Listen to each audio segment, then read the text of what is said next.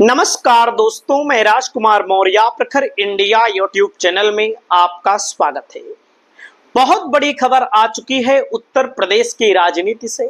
Samajwadi party ने अपने 7 गद्दार विधायकों में से 3 गद्दार विधायकों को पार्टी से बाहर का रास्ता दिखा दिया, जिसमें अभय सिंह गोसाईगंज के विधायक, मनोज पांडे ऊंचाहार के विधायक और गौरीगंज के विधायक राकेश प्रताप सिंह, यानी कि 3 विधायक अब समाजवादी पार्टी से बाहर जा चुके हैं। यानी कि समाजवादी पार्टी ने उनको स्वतंत्र कर दिया है।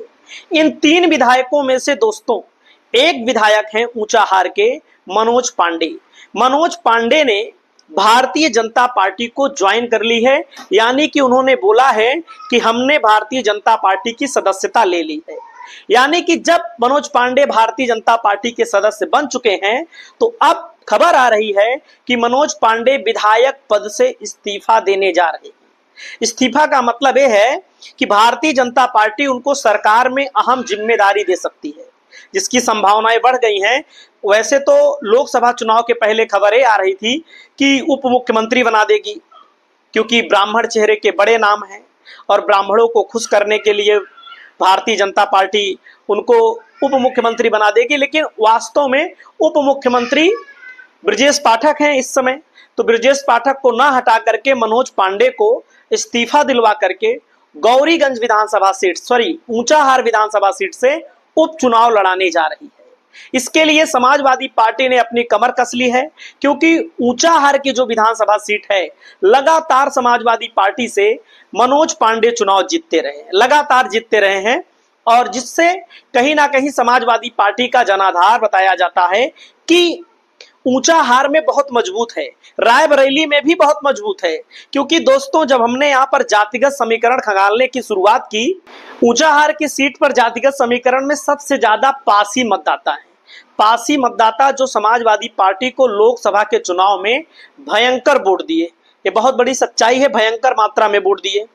पासी मतदाता 80,000 हैं, यादव मतदाता करीब 60,000 हैं, और वहीं पर मौर्य मतदाता 55,000 हैं, मुस्लिम मतदाता 40,000, ब्राह्मण मतदाता 35,000, राजपूत मतदाता 20,000, जाटव 25,000, लोध 12,000, कुर्मी 10,000, अन्य पिछड़ी जातियां 60,000।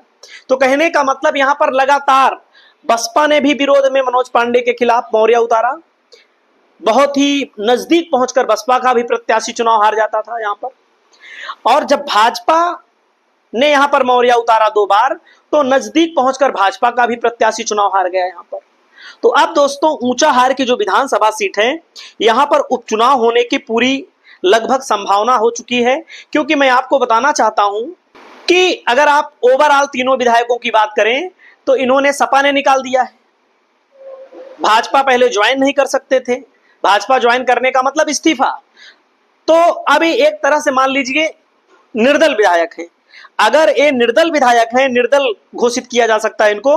अगर इस्तीफा देते हैं तो उस सीट पर चुनाव होगा, और जब सीट पर चुनाव होगा तो मैं आपको बताना चाहूंगा कि यहां पर ऊंचाहार में समाजवादी पार्टी कांग्रेस का गठबंधन 2024 के लोकसभा के चुनाव में बहुत मजबूती से चुनाव लड़ा था, इसमें कोई शक नहीं है। मैं आपको जानकारी के लिए बता दूं कि केवल और केवल 10 बूथों पर, अब आप मान लीजिए किसी भी विधानसभा में 400, 350, पौने 400 बूथ होता है, 350, पौने 400, 400, 425 बूथों में कितने बूथों पर भाजपा यहां पर जीती थी? केवल 10 बूथ पर जीती थी। केवल 10 बूथ। आप समझिएगा कि एक शर्मनाक हार हुई थी लोकसभा के चुनाव में। और आप सबको पता है, देखो जाहिर सी बात है, इसमें कोई वो नहीं है कि भाई जो बीजेपी को वोट मिला 50,000 60,000 वोट मिला था बीजेपी को, तो वोट मिला था किसका? सवर्ण का वोट मिला था। सवर्ण बीजेपी के कोर वोटर वैसे भी हैं, आप सबको पता है, उसमें कहने की कोई बात तो है नहीं, और उसमें कोई अब वो भी नहीं है, कोई दिक्कत नहीं है। तो कहने का मतलब उपचुनाव यहां पर होगा। और यहां पर अगला नाम आता है दोस्तों, मैं आपको बता दूं कि यहां पर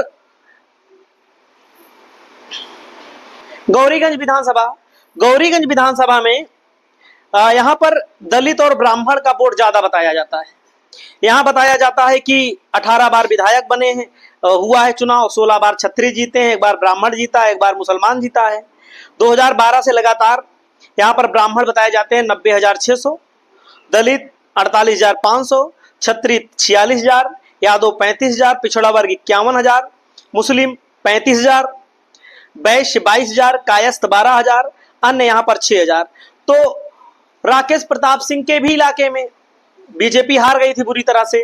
लेकिन हमारी समझ में नहीं आता है कि जो ये जातिगत समीकरण दिया गया है, इसमें हमने कई लोगों से पता किया, क्योंकि अमेठी विधानसभा में बताया जाता है 40-50 हजार मौर्या हैं, 40-50 हजार नहीं 30-35 हजार। तो कुछ लोग वहां के बताते हैं, कुछ दावेदार, कुछ वहां के राजनीतिज्ञ, कि मौर्य आबादी ज्यादा है, यहाँ पर मौर्य आबादी दिखाई ही नहीं जाती है, एकदम से गायब कर दिया गया है। तो जातिगत समीकरण पर भी हमको शक होता है थोड़ा से, क्योंकि ओबीसी की जातियां जो भी हैं, यादव की जातियां हैं, एससी की जातियां हैं, मान लीजिए ओबीसी में कुर्मियों की जातियां हैं, कई जगहों पर इनका खुलासा ठीक से नहीं हो पाता है। निषादों की जातियां हैं, प्रजापतियों की जातियां हैं। दोस्तों, आपकी क्या राय है? आप अपनी राय को बताइएगा। नमस्कार।